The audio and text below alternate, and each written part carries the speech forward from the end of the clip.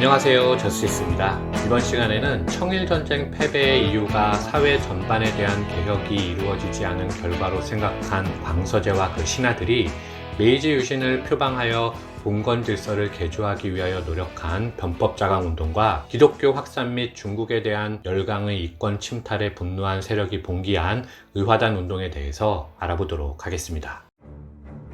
시모노세키 조약이 체결되었다는 소식을 듣고 붕괴한 강요인은 1300여 명과 함께 법과 제도를 고쳐서 천하의 치세를 이루어야 한다는 공차 상서를 올리고 양계초와 만국 공보를 창간한 후 변법운동을 주도하였습니다. 아울러 담사동은 호남성 장사에서 남학회를 조직하고 상학보를 창간하여 변법과 유신을 주장하였죠. 이들의 선도적인 역할로 광서 23년인 1897년에 이르면 학회, 학당, 간행물들이 계속 생겨났습니다. 그리고 이에 호응하여 이듬해인 1898년 광서제는 무술변법을 공식적으로 반포하였는데, 이는 광서제가 서태후의 뜻을 반영치 않고 결정한 최초의 정치적 사건이었습니다.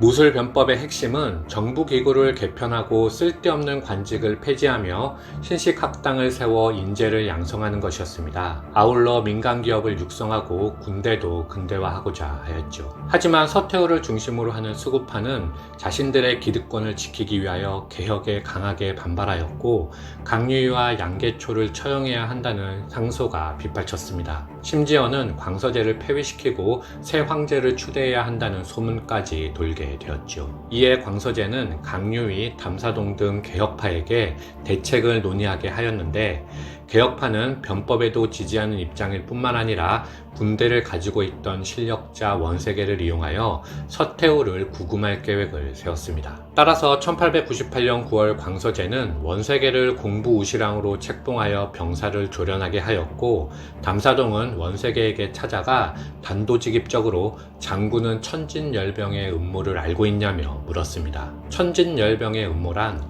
광서제와 서태후가 천진으로 행차하여 군대를 열병할 때 서태후의 지령을 받은 지계총독 영록이 광서제를 유폐하려는 음모였죠. 아울러 지금 광서제를 구할 인물은 원색의 당신뿐이라며, 만약 그렇게 하고 싶지 않다면 당장 이 계획을 서태후에게 알리고 자신의 목을 치라고 하였습니다. 담사동은 실로 배짱이 두둑한 인물이었죠. 하지만 원색에는 정색을 하고 황상을 구하고자 하는 사람은 담사동 당신뿐이 아니라며 나의 힘이 필요하면 얼마든지 돕겠다는 의사를 표시하였습니다. 원색의 충성심에 감동한 담사동은 서태후 폐위의 계획을 소상히 알려주었지만, 원색에는 곧장 천진으로 달려가 이 소식을 영록에게 알렸습니다. 이 소식을 들은 서태후는 깜짝 놀랐고 곧장 군사를 풀어 황궁을 장악하였습니다. 동시에 서태후는 광서제를 폐위하려 하였지만 북경주재 외국 공사들의 압력으로 차마 실행에 옮기지 못하고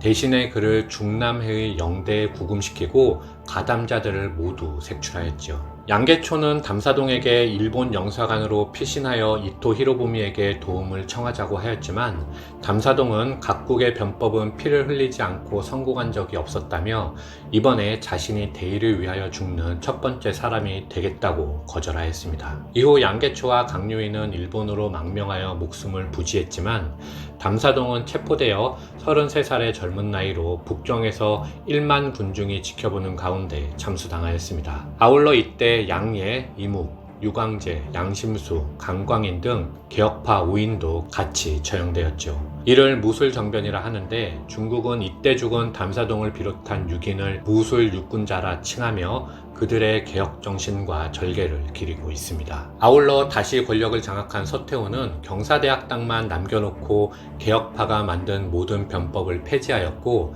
이렇게 무술변법은 실패로 끝났습니다. 아울러 이는 청주의 멸망을 더욱 단축시키는 결과로 이어지게 되지요. 19세기 중반부터 영국, 프랑스, 일본이 차례로 중국에 진출하여 식민지 쟁탈을 벌일 때, 독일은 이제 겨우 비스마르크의 프로이센을 중심으로 통일을 끝내고 산업혁명에 박차를 가하는 시기였기 때문에 중국 진출이 위 3개국에 비하여 뒤처졌습니다. 청일전쟁으로 일본이 요동반도를 차지했을 때 러시아, 프랑스와 함께 일본에게 요동반도를 청나라에게 반환하게 했던 이른바 삼국간섭이 독일이 중국에서 최초로 영향력을 행사한 사건이었을 정도였으니까요. 통일과 산업혁명을 통하여 전열을 정비한 독일은 이제 청도를 근거지로 하여 기독교 포교에 나서며 세를 확장하였는데, 그들은 가는 곳마다 지역 주민들과 마찰을 빚어 공분을 사는 일이 비일비재하였고, 청도의 주민들은 기독교가 중국의 전통 문화를 말살한다고 생각하였습니다. 결정적으로 독일이 철도 부설권을 얻어 청도를 기점으로 산동성 내지로 진출할 때 토지를 헐값에 사들이고 민가를 철거하며 분묘를 파헤치는 일들이 지속적으로 발생하자 주민들은 관하로 달려가 그들의 폐륜 행위를 고하였으나 받아들여지지 않았습니다. 참고로 독일인들은 1868년 조선 흥선대원군의 아버지 남연군의 묘소를 도굴하려다 실패한 후 돌아간 적이 있었는데, 이는 향후 흥선대원군이 세국 정책을 하는 중요한 이유가 되지요. 이런 사건을 보면 당시 서양인들에게 금기라는 것이 있긴 했을까 싶을 정도입니다.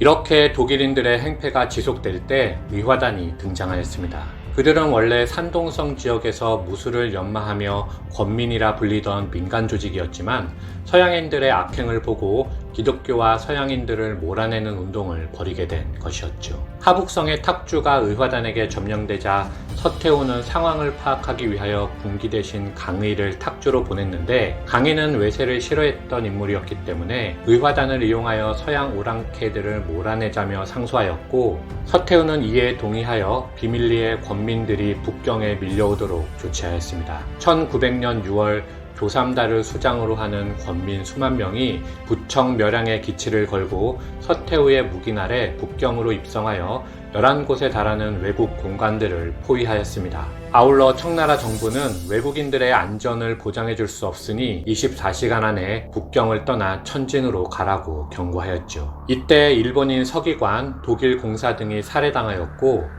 교회, 성당, 외국인 거주시설 등 외국과 관련된 모든 것이 파괴 대상이 되었습니다. 심지어 건민들은 기독교인 뿐만 아니라 무고한 양민도 학살하고, 심지어는 자기 자신들까지도 싸움을 벌이는 등 그 정신이 변질되며 북경은 무법천지가 되어버렸죠. 하지만 서태후는 그들의 만행을 뒤로한 채 외국인들을 쫓아낼 생각만 하며 영국 등 11개국과 전쟁을 선포하기에 이릅니다. 청나라의 선전포고로 천진의 각국 영사들은 급하게 8개국 연합군을 조직하여 의화단과 전투를 벌였지만, 지원병이 없는 연합군은 약 2천여 명으로 수적으로 워낙 열세였기 때문에 의화단을 이기지 못하고 대각할 수밖에 없었습니다. 하지만 연합군은 지리적인 이유로 지원병 파견이 용이했던 일본을 중심으로 3만의 군대를 만들어 전열을 정비하였고, 이내 천진을 탈환한 후 북경으로 진격하였죠. 그리고 8월 북경 외곽에서 연합군과 청군이 충돌하여 연합군이 북경을 완전히 점령하였습니다. 서태후와 광서제는 연합군이 자금성에 쳐들어오기 전에 서안으로 도망쳤지만, 연합군은 의화단을 발본색원한다는 명목으로 북경에 무자비한 보복을 가하였습니다. 한편 몽진에 성공한 서태후는 사태를 수습하기 위하여 경친왕 혁광과 이홍장을 전권 대신으로 하여 연합군과 협상을 벌이도록 하였는데, 의화단에게 모든 책임을 전가하는 작전이 성공하여 그들을 전범으로 몰아 탄압하였고, 서태후는 북경의 외국군대 주둔을 허용하는 굴욕적인 신축조약을 체결함으로써 위기 탈출에 성공하였습니다. 1902년 1월 서태후와 광서제는 이렇게 황공하였죠. 수많은 백성들이 무고하게 죽고 북경이 외국 군대에게 짓밟혔지만, 서태후는 병사 수만 명의 호의를 받으며 북경으로 돌아와 다시 권력을 휘두르게 됩니다. 이후 청조정은 광서신정을 시작으로 의회 개설과 헌법 제정을 준비하는 등 정치 개혁을 시도하였으나, 이미 변법자강운동, 의화단 운동 등을 통하여 청조정에 불신을 갖게 된 백성들은 황실이 주도하는 개혁을 지지하지 않았으며, 1911년 신해혁명이 발생하면서 청말신정은 실패로 돌아가게 됩니다. 다음 시간에는 신해혁명을 포함하여 청나라의 마지막 황제 부의의 파란만장했던 삶을 살펴보도록 하겠습니다. 이상 마치겠습니다. 감사합니다.